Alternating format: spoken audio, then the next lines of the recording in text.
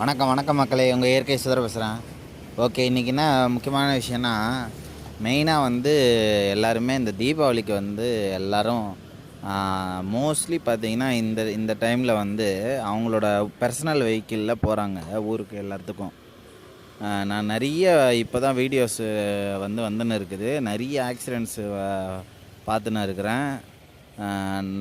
நானும் வந்து வெளியே போகும்போது இப்போ நேற்று கூட பார்த்திங்கன்னா நிறைய லாரி கார்லாம் நிறைய ஆக்சிடெண்ட் ஆகின்னு இருக்குது.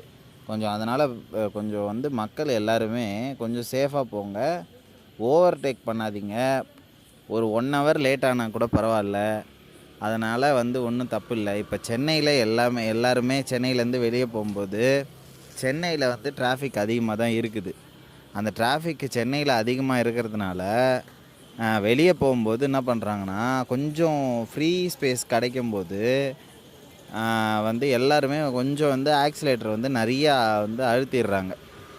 இதனால் வந்து அங்கே திடீர்னு கட் அடிக்கும்போது நிறைய இடத்துல பார்த்திங்கன்னா மிஸ் ஆகுது.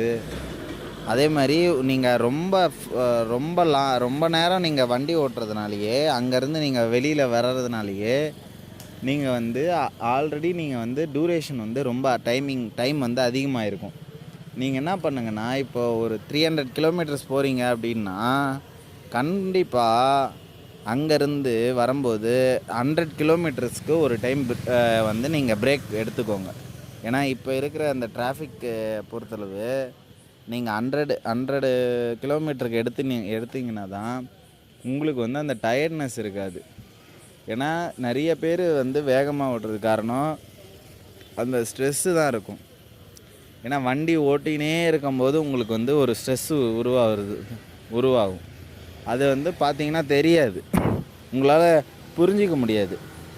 அது எங்களை மாதிரி இப்போ ரொம்ப ரெகுலராக நாங்கள் லாங்கு ஓட்ட எங்களுக்கு வந்து அது நல்லாவே தெரியும்.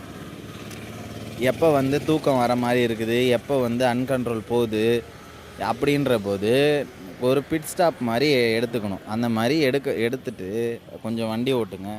2 வீலரில் போகிறவங்க ரொம்ப ஜாக்கிரதையாக போங்க, மற்றவங்களோட ரொம்ப ஜாக்கிரதையாக நம்ம போகணும்.